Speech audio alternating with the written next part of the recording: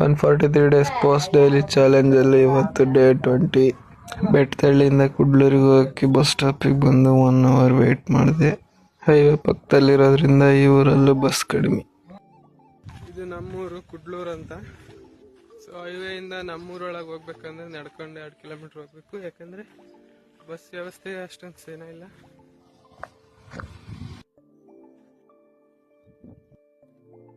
ನಾನು ಹುಟ್ಟಿ ಬೆಳೆದಿದ್ದೆಲ್ಲ ನಮ್ಮ ಅಜ್ಜಿ ಊರಲ್ಲಿ, ಆಲ್ದಹಳ್ಳಿ ಅಂತ. ನಮ್ಮ ಅಪ್ಪ ಅಮ್ಮ ಬೆಂಗಳೂರಲ್ಲಿ ಇರೋದ್ರಿಂದ ನಾವು ಇಲ್ಲಿಗೆ ಅಪರೂಪಕ್ಕೆ ಬರ್ತೀವಿ, ಅಂದ್ರೆ ಫಂಕ್ಷನ್ ಇದ್ದಾಗ, ಹಬ್ಬ ಇದ್ದಾಗ ಆ ಟೈಮಲ್ಲಿ ಬರ್ತೀವಿ. ನಮ್ಮೂರಿಗೆ ಎಂಟ್ರ್ ಆಗ್ತಿದ್ದಂಗೆ ಈ ಬಾರ್ ಕಾಣಿಸುತ್ತೆ. ಈ ಬಾರ್ ಪಕ್ಕದಲ್ಲಿ ಒಂದು ಕೆರೆ ಐತೆ. ಈ ಕೆರೆ ನಮ್ಮ ಅಪ್ಪಾಜಿ ಮದುವೆಯಲ್ಲಿ ತುಂಬಿ ಹರಿದಿತ್ತಂತೆ. ಇಲ್ಲಿ ಹುಡುಗರು ಯಾರು ಪರಿಚಯ ಇಲ್ಲ, ಆದರೆ ನಮ್ಮ ಸಂಬಂಧಿಕರು ಅಕ್ಕಪಕ್ಕದ ಮನೆಯವರು ಚೆನ್ನಾಗಿ ಪರಿಚಯ ಇದ್ದಾರೆ. ಅವರು ದಾರಿಯಲ್ಲೆಲ್ಲ ಮಾತಾಡಿಸ್ತಿದ್ದಾರೆ, ಖುಷಿ ಆಗ್ತೈತಿ. ಅದು ನಮ್ಮ ಅಪ್ಪಾಜಿಗಿರೋ ರೆಸ್ಪೆಕ್ಟ್.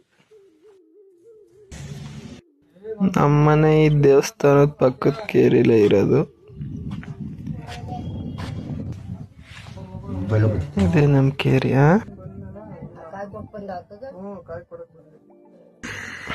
ಇದೇ ನಮ್ಮ ಮನೆ. ನಾವು ಬೆಂಗಳೂರು ಸೇರ್ಕೊಂಡಕ್ಕಿಂತ ಈ ಮನೆ ಕಂಡೀಷನ್ ಅಷ್ಟೊಂದು ಚೆನ್ನಾಗಿಲ್ಲ. ನಮ್ಮ ಅಜ್ಜಿ ಹೆಂಗೋ ಮೇಂಟೈನ್ ಮಾಡಿದ್ದಾರೆ.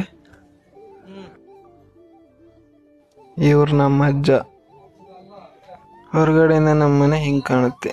ಇವಳು ನಮ್ಮ ದೊಡ್ಡಕ್ಕನ ಮಗಳು. ನಾನು ಯಾರು ಹೇಳು?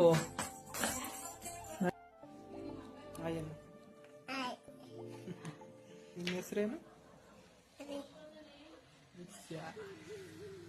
ಪಾಯಸ ಊಟ ಮಾಡಿ ಅಲ್ಲಿಂದ ನಿರ್ಗಮನ.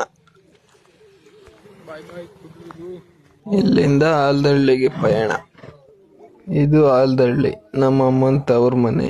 ಹೋಗ್ತಾ ಇದ್ದಂಗೆ ಗಣಪತಿ ಬಿಡ್ತಾ ಇದ್ರು. ಇವಳು ನಮ್ಮ ಮಾವನ ಮಗಳು.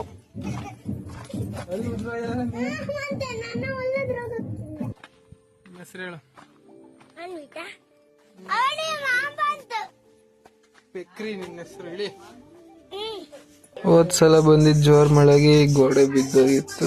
ಇದು ಈ ಊರಿನ ಕಂಡೀಷನ್. 2ನೇ ಕ್ಲಾಸಿಂದ ಡಿಗ್ರಿ ಮುಗಿಯೋವರೆಗೂ ನಾನು ಈ ಮನೇಲೆ ಓದಿದ್ದು.